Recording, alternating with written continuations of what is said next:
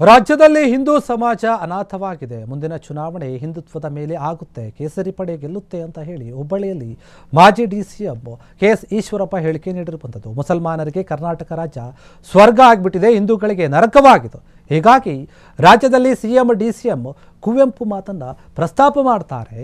ಸರ್ವ ಜನಾಂಗ ಶಾಂತಿಯ ತೋಟ ಅಂತಾರೆ. ಆದರೆ ಮದ್ದೂರು, ನಾಗಮಂಗಲ, ಬೆಂಗಳೂರು, ದಾವಣಗೆರೆ, ಹುಬ್ಬಳ್ಳಿ, ಶಿವಮೊಗ್ಗಗಳಲ್ಲಿ ಗಲಾಟೆಗಳಾದವು. ಬಾಗಲಕೋಟೆಯಲ್ಲಿ ಶಿವಾಜಿ ಮೆರವಣಿಗೆಯಲ್ಲಿ ಕಲ್ಲು ತೂರಾಟ, ಚಪ್ಪಲಿಯಿಂದ ಹೊಡೆಯುವಂತಹ ಕೆಲಸ ಆಯಿತು.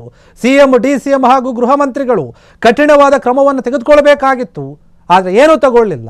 ಆದರೆ ಇಲ್ಲಿಯವರೆಗೆ ಯಾವುದೇ ರೀತಿಯಾದಂತಹ ಸರಿಯಾದ ಕ್ರಮವನ್ನು ತೆಗೆದುಕೊಂಡಿಲ್ಲ.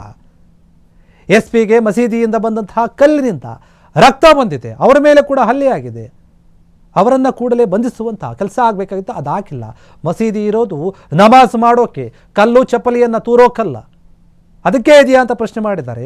ಅವತ್ತೇ ಮಸೀದಿಯನ್ನು ಸೀಜ್ ಮಾಡಿದರೆ, ಮುಲಾಜಿಲ್ಲದೆ ಸೀಜ್ ಮಾಡಬೇಕಾಗಿತ್ತು, ಅರೆಸ್ಟ್ ಮಾಡಬೇಕಾಗಿತ್ತು. ಮಸೀದಿಯಲ್ಲಿ ಆಯುಧಗಳು ಇರೋದು ಯಾಕೆ? ಅದು ಗೊತ್ತಿದ್ರೂ ಕೂಡ ಹೇಗೆ ಸುಮ್ಮನಿದ್ದಾರೆ ಇವರು?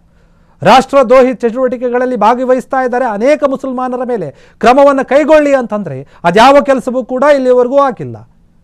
ನಾವೇನೇ ಮಾಡಿದ್ರೂ ಕೂಡ ನಡೆಯುತ್ತೆ ಅನ್ನುವಂಥ ಮನಸ್ಥಿತಿ ಅವರಿಗಿದೆ.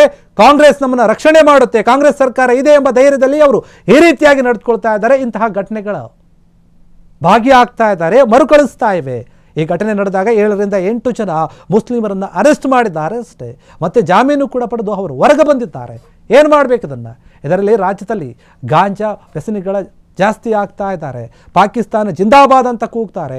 ಎಷ್ಟೋ ಜನ ಕೂಗಿದ್ದಾರೆ ಈ ಬಗ್ಗೆ. ಒಬ್ಬರು ಜೈಲಿನಲ್ಲಿಲ್ಲ. ಬರುವ ಚುನಾವಣೆಯಲ್ಲಿ ಹಿಂದುತ್ವ ರಾಷ್ಟ್ರಕ್ಕೆ ಬೆಂಬಲ ನೀಡಬೇಕಾಗಿದೆ ಅನ್ನೋದೇ ನಮ್ಮ ಒಂದು ಆಶಯ. ಮುಂದಿನ ದಿನಗಳಲ್ಲಿ ಚುನಾವಣೆಯಲ್ಲಿ ಜನ ಬುದ್ಧಿ ಕಲಿಸ್ತಾರೆ. ಹಿಂದುತ್ವವನ್ನು ಉಳಿಸಬೇಕಾಗದೆ ಆ ಉಳಿವಿಗಾಗಿ ಚುನಾವಣೆಯಲ್ಲಿ ನಾವು ಗೆಲ್ತೇವೆ.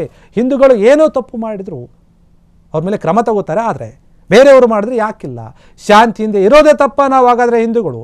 ರಾಜ್ಯ ಸರ್ಕಾರ ತನ್ನ ಮನಸ್ಥಿತಿಯನ್ನು ಬದಲಾವಣೆ ಮಾಡಿಕೊಳ್ಬೇಕು, ಇಲ್ಲ ಅಂತಂದರೆ ಬೇರೆ ರೀತಿಯಾದಂತಹ ಪರಿಣಾಮ ಆಗುತ್ತೆ ಅಂತ ಹೇಳಿ ಈಶ್ವರಪ್ಪ ಮಾತನಾಡಿರುವಂಥದ್ದು. ಯಡಿಯೂರಪ್ಪ ಮತ್ತು ಕುಟುಂಬ ಮತ್ತು ಯತ್ನಾಳ್ ಬಗ್ಗೆನೂ ಸಿಕ್ಕಾಪಟ್ಟೆ ಟಿವಿಯಲ್ಲಿ ಪ್ರತಿನಿತ್ಯ ಬರ್ತಾ ಇದೆ. ಅದ್ರ ಬಗ್ಗೆ ತಮ್ಮ ಅಭಿಪ್ರಾಯ? ಅದನ್ನು ಅವರು ಹೈಕಮಾಂಡ್ ನೋಡ್ಕೋಬೇಕು, ಅವ್ರ ಕರ್ತವ್ಯ ಇದೆ.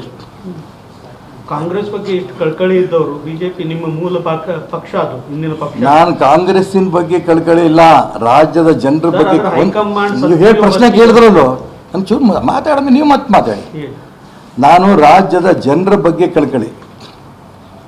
ಸರ್ಕಾರ ತಾನೇನು ಮಾಡಬೇಕು ಅನ್ನೋದನ್ನು ನಾನು ನೆನಪು ಮಾಡ್ತಿದ್ದೀನಿ. ವಿರೋಧ ಪಕ್ಷ ಸತ್ತೋಗಿದೆ, ನಾನು ಅದ್ರ ಬಗ್ಗೆ ಮಾತಾಡಲ್ಲ. ನಾನು ಹೇಳಕ್ಕೆ ಕೊಟ್ಟಿರೋದು ಆಡಳಿತ ಪಕ್ಷದ ಕರ್ತವ್ಯ. ವಿರೋಧ ಪಕ್ಷ, ಈ ಪಕ್ಷ ಆಡಳಿತ ಪಕ್ಷ ಹಾಳಾಗಲಿ ಅಂತ ಕಾಯ್ತಿರುತ್ತೆ.